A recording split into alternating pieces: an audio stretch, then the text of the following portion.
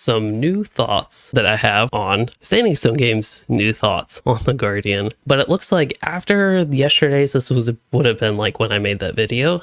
After that discussion, they went back to the whiteboard to look at things a little bit more, which is great. I want to highlight again that this is the type of thing that I feel like will really just help with general class changes, class revamps. So I think it's great that they are doing this because it means that they can actually get player feedback of what the players want out of the classes before they do big changes to classes. I know this has led to negative reactions when sometimes they have made adjustments to classes that people don't like.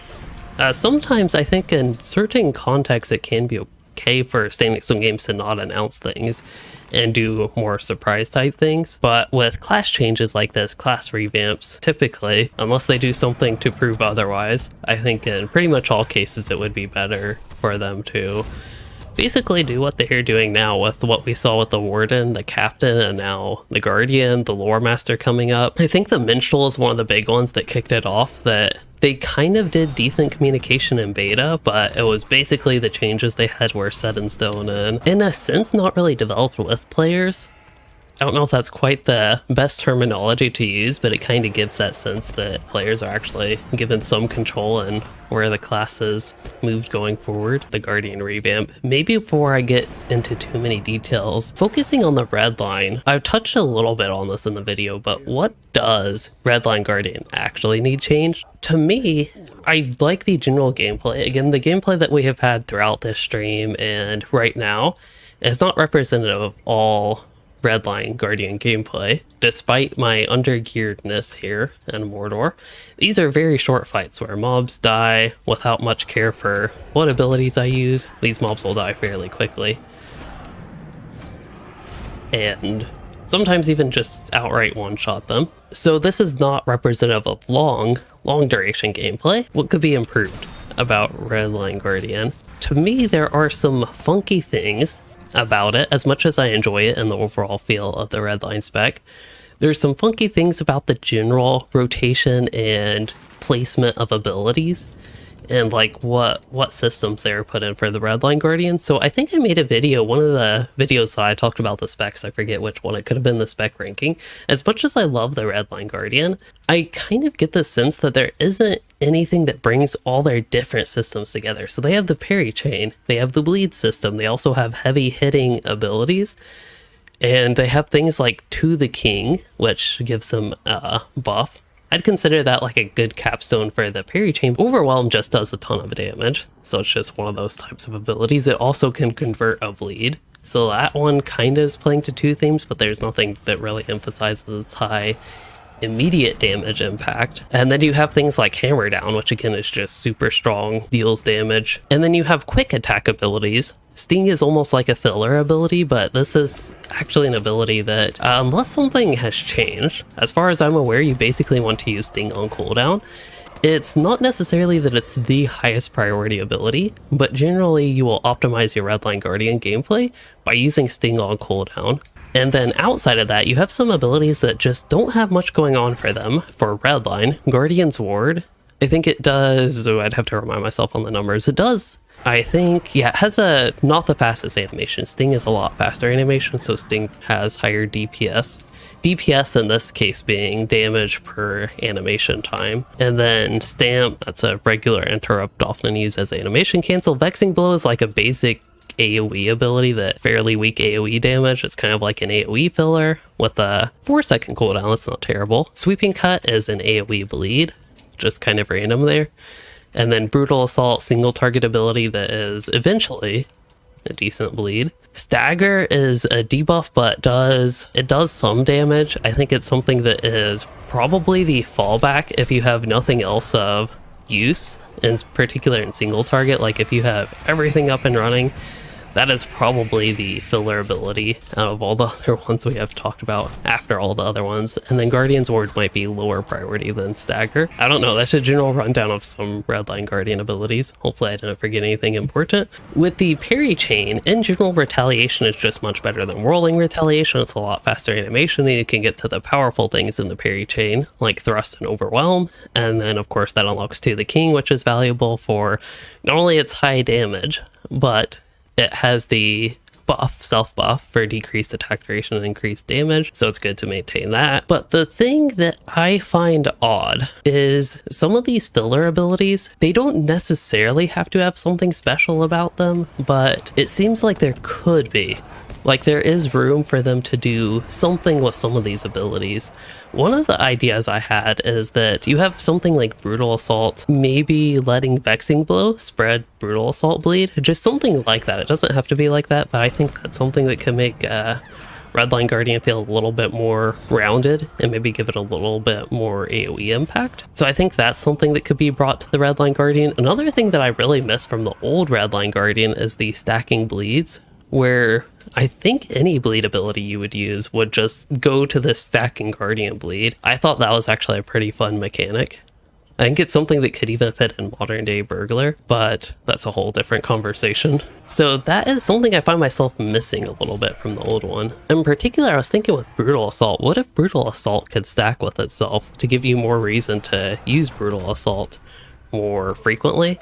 Because that's an ability that does have a long cooldown, but with Tireless Blows you can reset that and the such. So I don't know, giving you more reason to use Brutal Assault, because the way I would describe it, and I've seen some comments with this, I might even have mentioned it in my video, is it just doesn't feel brutal enough. She's just punching him. That's kind of brutal. It's more brutal than Guardian's Brutal Assault, that's for sure. It seems like it should be a higher impact ability just based on you having 11 traits for it in the red line. Outside of gameplay and general rotation, actually I haven't gotten to thrust. So one of the things that I liked with their initial thing was having thrust outside of the parry chain. I think that opened up some more possibilities of some bigger changes, like positive changes to the general Redline Guardian gameplay. It doesn't necessarily make it bad flow, but it just feels odd that thrust is a second tier of the parry chain along with overwhelm.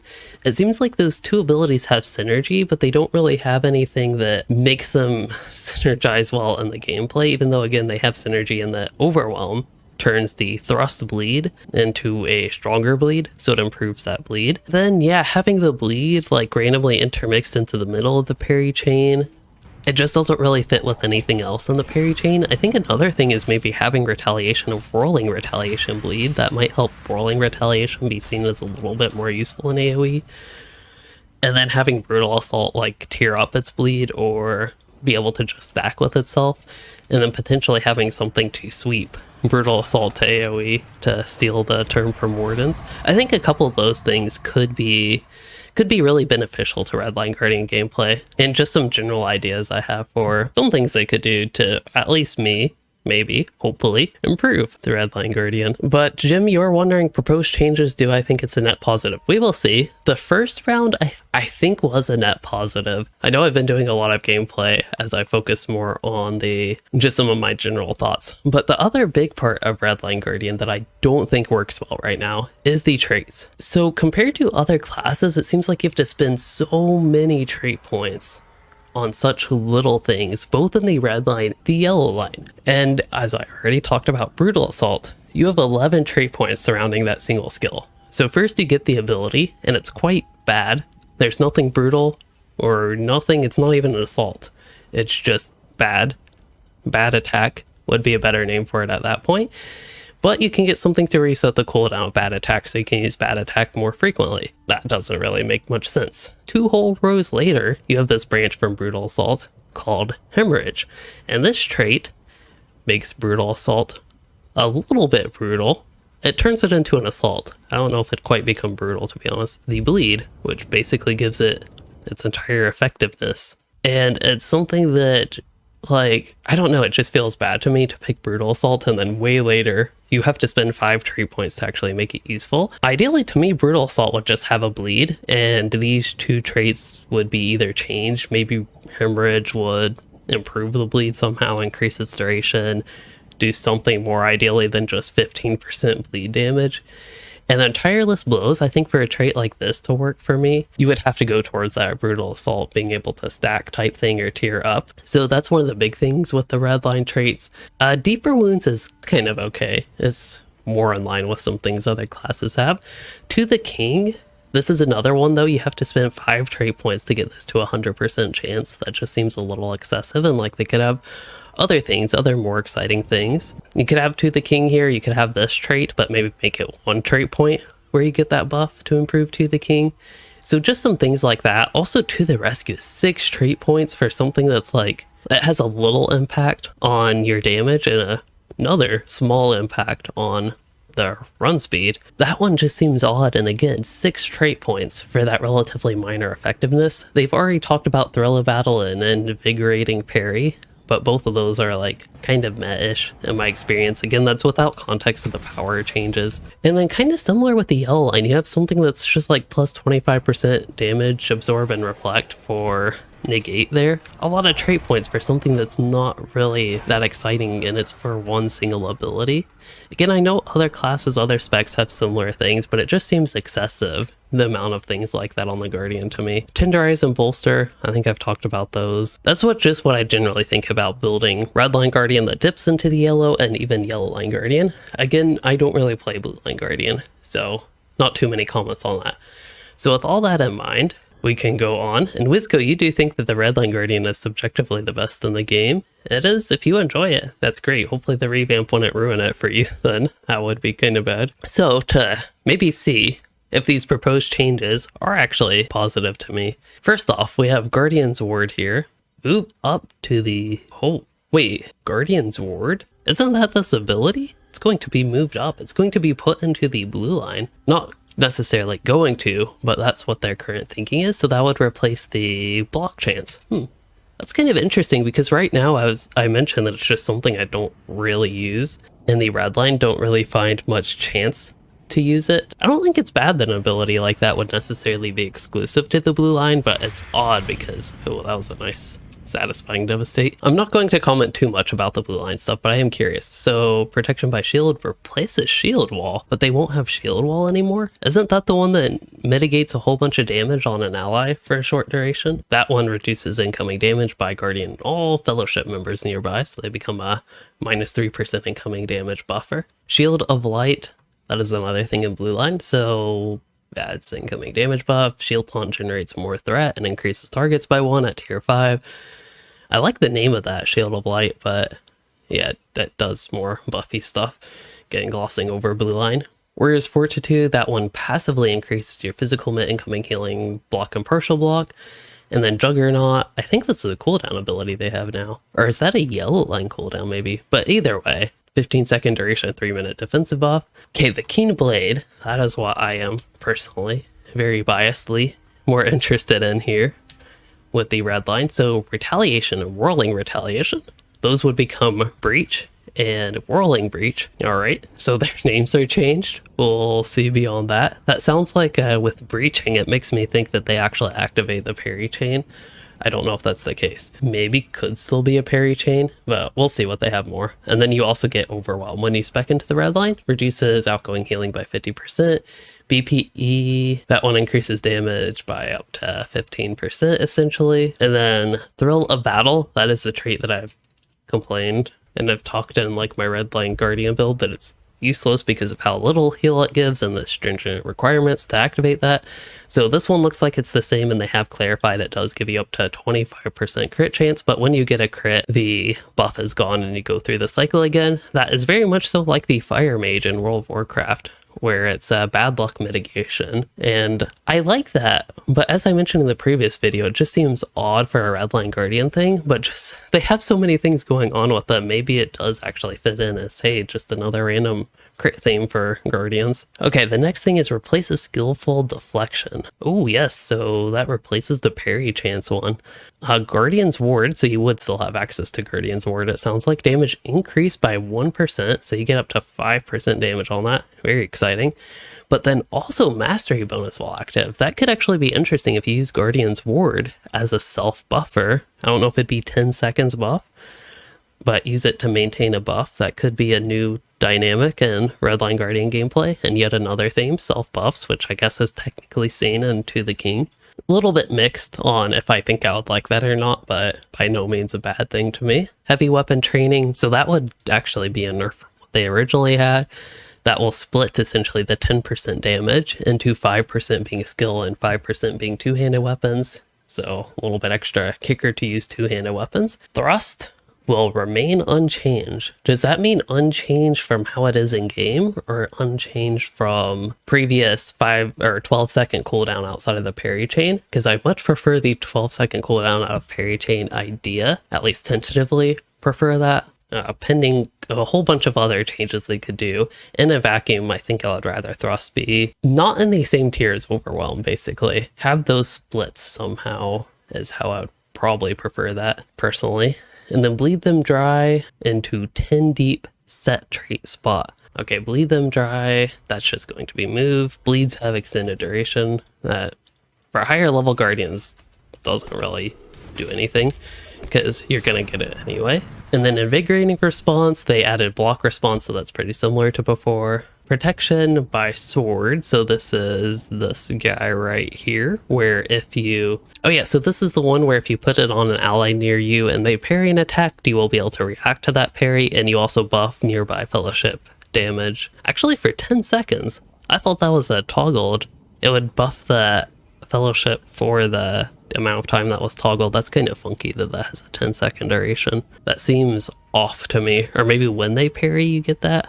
I don't know. That just seems funky, their current description. So how are they thinking about changing it? So increases Fellowship or raid members melee damage by 5%, not interrupted by combat state effects, that's good. And then when any Fellowship members within 40 meters does a B, P, or E, I don't know what evade response event there is, but when they do any of those, you will have that. That sounds like an improvement to me. Like, it's just flexible who actually does a block or parry. And I think that's something that's generally good for group content. So they want to keep that toggle skill, which I don't really have any thoughts on it. I think that is a good set of changes for it. People talking a lot about reactive parry. To me, it's not necessarily a bad thing. It's of course more of a passive, more solo-oriented type trait. So when you parry an attack, you just do it damage to your enemies. Right now it does, as far as I know, completely negligible damage. So they would of course have to change the balance with it if they wanted to keep it in game, but it looks like they are thinking about changing it. So now it's a 3-minute cooldown ability that unlocks combat response states and increases damage by 20% for 20 seconds. So a cooldown, offensive cooldown for Red Guardians, which I think could be a great addition for them. It sounds very similar to the Captain one that activates like their battle states and the such. So pretty similar there. I think compared to reactive parry, I think I like that, even though some ideas from reactive parry, like reflecting damage on a parry, generally think this one would be more fun. So Warrior's Fortitude is renamed to Warrior's Advantage, and this is just a passive boost to physical mastery crit chance and parry, partial parry. I don't know if it intends to include block, and that's just something they missed putting there. But to me that makes sense, because it was always odd that Warrior's Heart was like a big defensive cooldown, self-heal, yet if you went in the red line, now it's an offensive buff, so you want to use it as an offensive buff. At the same time, it's your self-heal emergency cooldown type ability. So I think that makes a lot more sense, and I actually really like that one. Rupture. This one replaces honorable combat, and it looks pretty similar to before, but the big addition they have now is increased damage. No, we already had that. Applies ruptured artery, so a high damage 8-second bleed, and I really like that, because that means you're actually getting a benefit and not just like totally removing your bleeds, but you're getting something impactful out of it. So Hammer Down, you can just use it for its raw high damage, or you can use it and consume bleeds for a little bit of a 8-second high damage over time effect, it sounds like. I'm not 100% sold on a mechanic like that being tied to Hammer Down, but could be interesting. And it still has the increased incoming damage. It looks like they've tuned the numbers, which I would expect for just about all this to be very flexible with changing. Oh, another important thing with the Hammer Down debuff here is it would interact with any of the debuffs. Actually note it here. It would interact with any of the debuff affecting stuff in the yellow line. Prey on the Weak. Critical hits against opponents suffering from slashing wound will inflict additional damage. Wow. So now any active bleed, it will increase damage from skills if target has active bleed. Value TBD. I think that would be better, any bleed.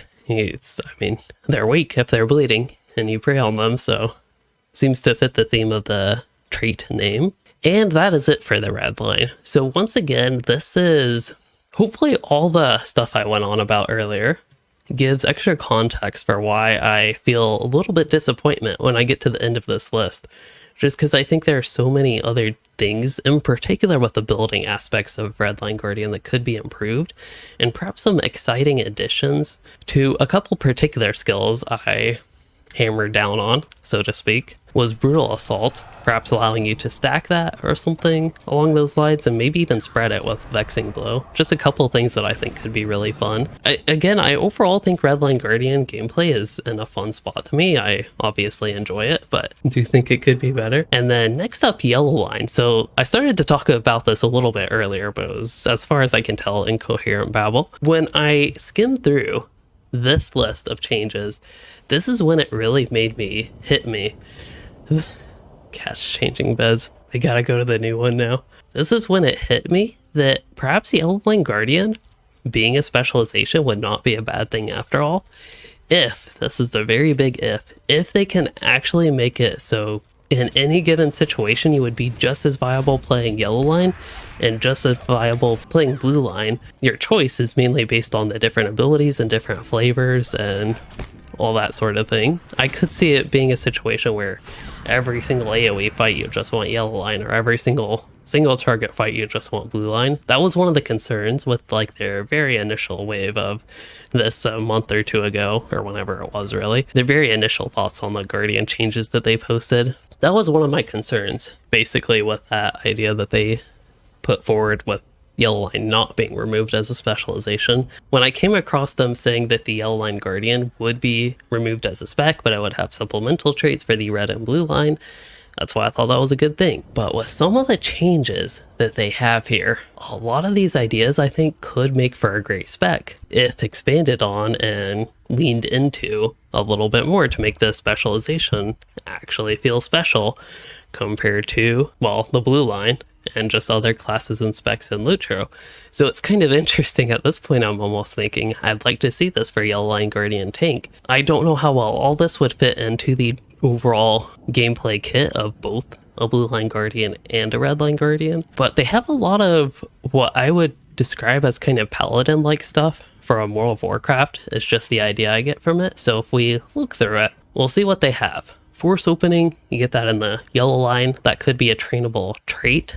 Instead of, when they said trainable skill, I assumed that was like trainable from the Guardian trainer, so you just get auto bestowed and it would be actually outside the Yellow Line. But it sounds like this might actually be, somebody pointed out, and I kind of agreed that this is maybe more likely it's a trait, but it's a skill in the traits. So when they say trainable, it's a trait you can purchase for trait points, essentially. This Bastion of Light is a 10-meter hotspot around the Guardian's feet that deals a small amount of light damage to all targets within, and any target that is affected is more susceptible to Guardian debuffs. I am interpreting this as the mark is 15 seconds, and the ability has a cooldown of 20 seconds, not that the hotspot has a duration of 15 seconds. At first, I actually read this as the hotspot having 15 seconds. So it's almost like Consecration from WoW's Paladin. So you'd like use this ability and you'd have a square around your character that just stay there for 15 seconds, repeatedly dealing damage over time. That was how I was initially interpreting it, but I think some more clarity on that would help with the interpretation here. Yeah, that just sounded really exciting to me, and a type of class that is themed around that and maybe standing in that hot spot and doing AoE light things, damage over time, marking enemies, debuffing enemies. A whole spec that leans into that theme and still has the overall like Guardian kit, or sounds like it could be really fun, even with an ability. Just a random idea. Maybe if you're in that square, if you used Redirect, it would be a massive AoE type thing. I don't know. It's just... all these ideas came to me. Defensive Expertise, that's a super boring trait, but that doesn't mean it's a bad trait. It's just a boring trait. Another one for block with 2 innate weapons. And then this is the one that also gives you increased damage and incoming healing. That'd probably be an auto pick for all specs, I would have to imagine. And then Radiate. This one was really interesting because it increases the range of Bastion of Light 5 meters for first 2 tiers, so that's 10 extra meters. So this hotspot around you is up to 20 meters, which is pretty long range. Third one to get it up to 30 meters total. That's pretty crazy. And then AoE attacks can also spread the targets that are marked by Bastion of Light. You can do a lot of spreading of the marks that I assume that still the mark is still like makes enemies more susceptible to debuffs. Yeah, you all might be able to tell, but that is perhaps the thing that I'm least interested in with general Yellow Line Guardian stuff, both old or current in game now and with their proposed changes. The whole marking to be more susceptible to debuffs, I don't know. It just hasn't connected with me, is how I describe it. It's not that it's a bad thing.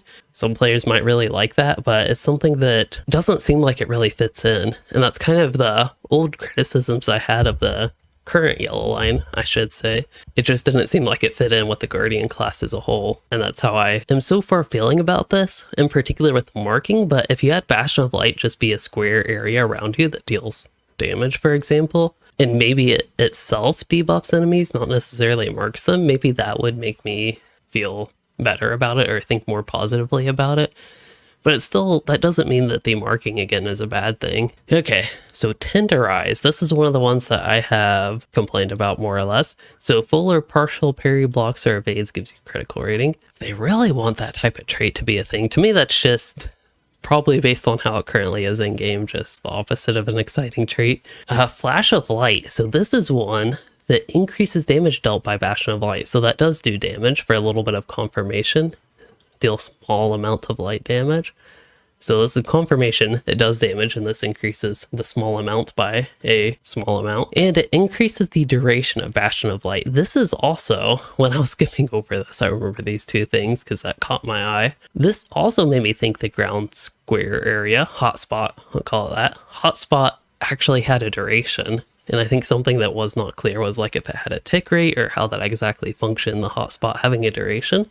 I really like the idea of the hotspot having a duration though. But then also, while you're in Bastion of Light, melee skills deal light damage. At this point, I would assume it's Guardian melee skills and not everybody's melee skills. So yeah, it's kind of neat how this really focuses on that light theme. And also you standing within the hotspot, and it doesn't make the most sense to me from a Redline Guardian perspective, but maybe it would be fun and maybe it would be okay.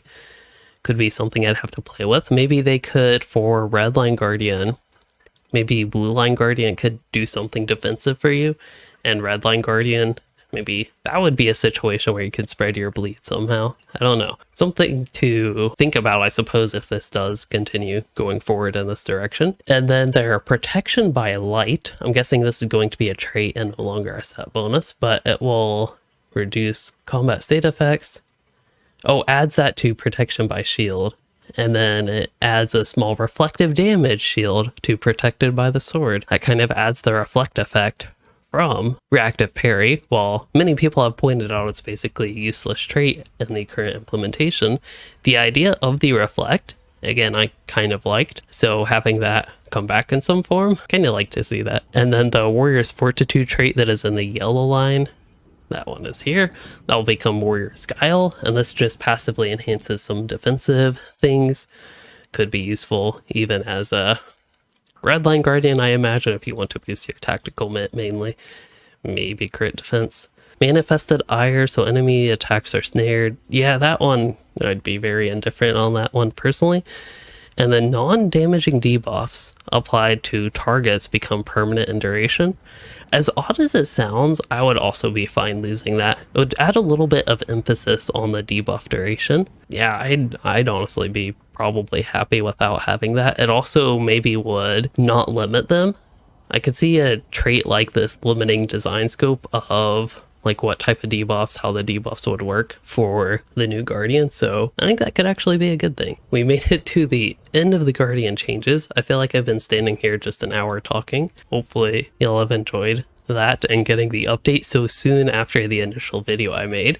Again, that's why I want to highlight. It's a great thing. I think that Standing Stone Games is posting this stuff well ahead of time.